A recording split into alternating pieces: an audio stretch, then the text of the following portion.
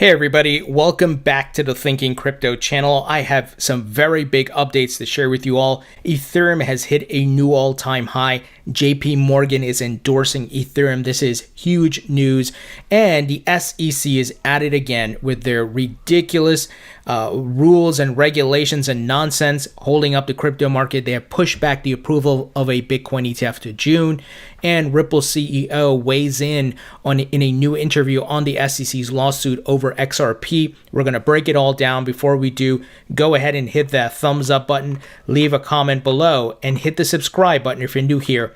It helps support the channel and it doesn't cost you anything.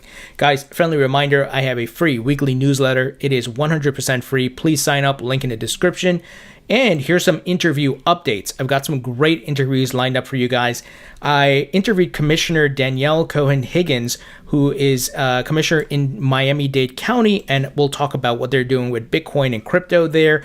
Also, I will be interviewing Mayor Scott Conger, who's mayor of Jackson, Tennessee, and the plans they have for crypto. I have an interview lined up with Phil Bonello, Grayscale's Director of Research.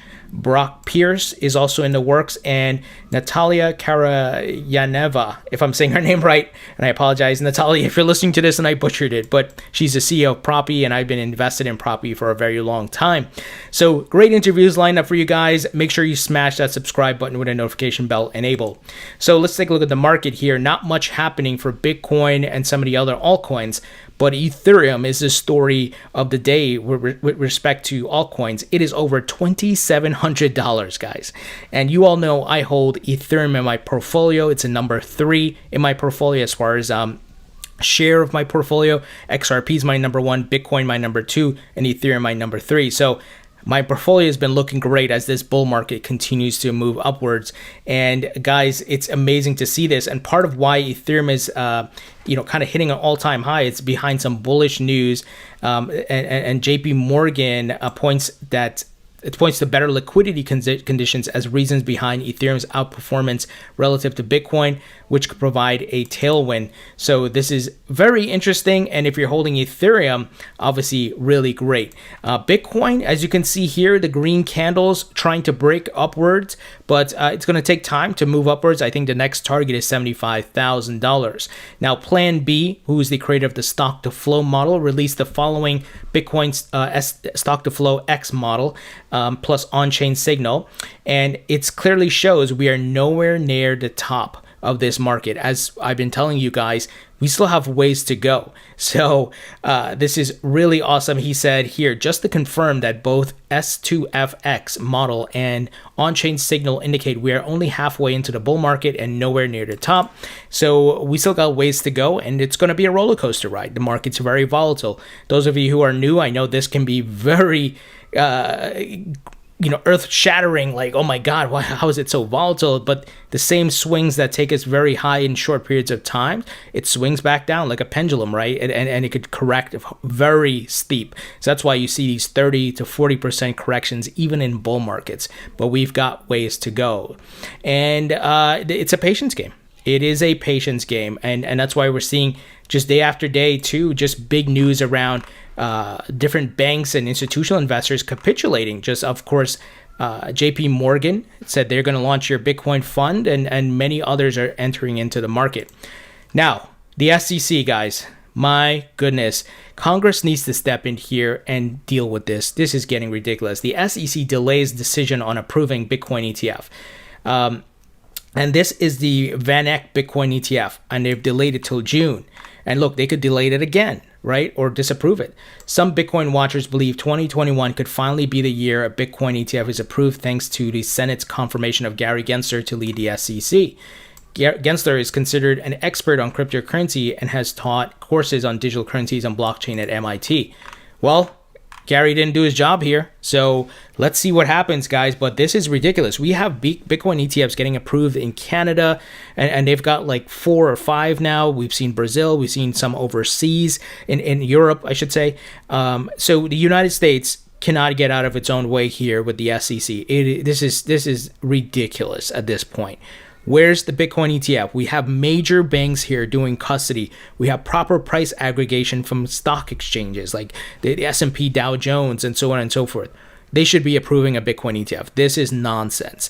I'm hoping the fact that the likes of a Goldman Sachs entering the Bitcoin ETF bid will get things approved, but I mean, they should approve this Van Eck and get the ball rolling here. And this is the problem with the SEC, because it's not only the Bitcoin ETF, it's their BS lawsuits against companies in the crypto market using an 80-year-old Howey test to use against digital assets. How can you do that? Logic would tell you it doesn't line up. These digital assets run on networks and they're not stocks. They don't give you dividends or anything along those lines, right? You don't have ownership of the network, or you don't have ownership of the company that has these tokens. So Brad Garlinghouse tweeted the following, and it's in response to his interview he had with Fox Business. And the title of the interview here was Ripple CEO. It's hard to describe a small company like Ripple as harassing the SEC.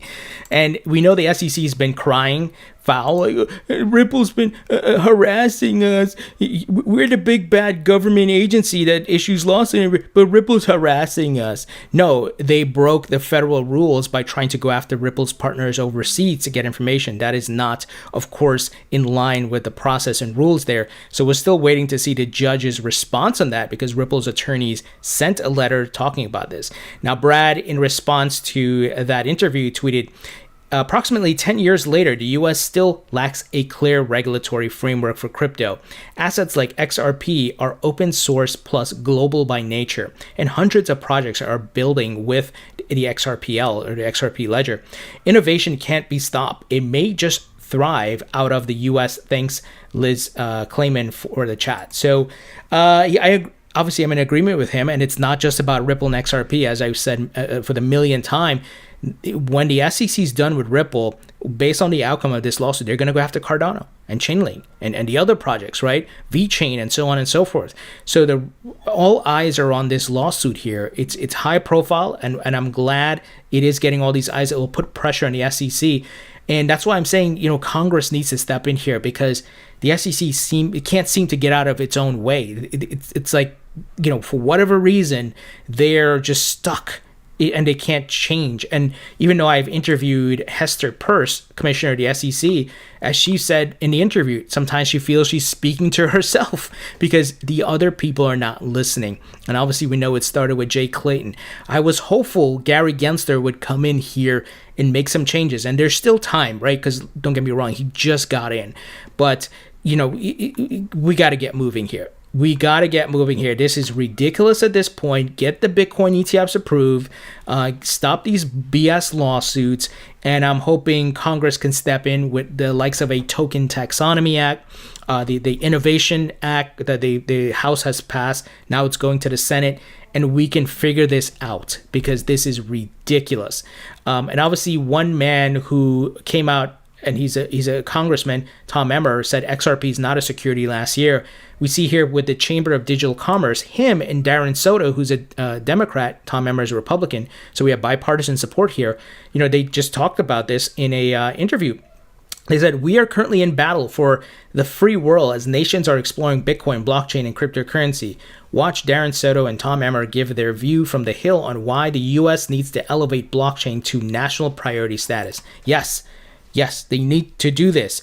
And I know I'm saying that, I can be biased here because I have skin in the game, meaning that I'm invested, and this will obviously make me money. However, I'm also, as just a normal human being looking at the economy and the future of the country I live in, if they don't do this, they're going to get left behind. And this industry can create a lot of new jobs and boost the economy, right? The same way the dot-com boom did. And if the U.S. has the SEC just putting up roadblocks everywhere, this is going to be a problem. The capital is going to go to other parts of the world. Companies are going to go to Canada to invest in that respective Bitcoin ETF instead of in the United States. So this is just crazy, man. I'm just so frustrated with the SEC.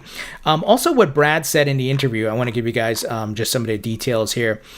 As Ripple's legal fight with the U.S. SEC stretches into its 5th month, CEO Brad Garlinghouse tells Fox Business that he feels really good about the progress his company has made in court. He said, "Look, I feel good about the progress that's been made in the courts so far. The distributed ledger tech provider has managed to score a few minor legal wins, with Magistrate Judge Sarah Netburn partially granting its motion to compel discovery." Garlinghouse continues to insist that XRP as an open source technology is no different than Bitcoin and Ethereum, as Ripple continues to deny it created the token. He also mentioned that the fact that BitPay, one of the leading payments firms, supports XRP is one of the examples how the token is not a security. Here's a quote. "This is one of the many examples of how XRP is not a security. It's used as a currency. Ripple has used it as a currency to solve cross-border payments problems." Earlier this month, Garlinghouse and Ripple co-founder CEO, who are named as individual defendants in the SEC complaint, also filed their joint motions to dismiss the damning lawsuit. So you guys may have seen my interview with Brad Garlinghouse. If you haven't, definitely check it out. I'll put a link in the description. He breaks it down and talks about these scenarios and all the different things that are happening. And of course, we know John Deaton, who I've interviewed, attorney John Deaton, is also filing a lawsuit on behalf of XRP holders. So this case has a lot of eyeballs on it. I'm hoping it puts pressure on the SEC. I'm hoping, these the other congressmen and congresswomen are going to step up here and we can get things moving. But this is ridiculous. I mean, the fact that they did not approve a Bitcoin ETF, especially from the likes of a Van Eck, a very trusted, high authority, they have their stuff buttoned up. This is the Van Eck we're talking about, right? I just can't believe this. But we shall see, guys. We shall see. There's obviously some weird, shady things that Jay Clayton and William Hinman have done, and the connections of places they're working at now. And this could make the SEC look very bad. We'll see what Gary Gensler is able to do here, or Congress will have to step in. As Brad Garlinghouse also said in the interview I did with him, he said, "Look, another avenue towards getting this clarity is Congress has to step in here." So we'll see what happens. But guys, this just annoys me. And the saving grace here of what is I'm optimistic about is that we are in a bull market. We're going to see higher prices, but there could be higher prices already, right? The SEC is slowing down everything, and there's more capital could enter this market and then we see the prices go up, right? And just as we did with the .com boom, right? These people want to invest, but they need the clarity. As I covered in a video not too long ago, actually 2 days ago, that Charles Schwab, major investment firm, said they want to get into crypto, but they're waiting for clarity from the SEC. See, just an example of what is taking place here. So annoying. And I hope you guys tweet at the SEC. I hope you have signed up, if you're an XRP holder, to John Deaton's list of XRP holders and things like that. And I hope the pressure is put on them, and I hope Congress can step up here and fix this issue, guys. But we got to be patient. It is annoying and frustrating, and I'm hoping to see Congress make a move here. So, guys, what do you think about this news? Leave your thoughts and comments below. Hit the thumbs up button, share this video, and I'll talk to you all later.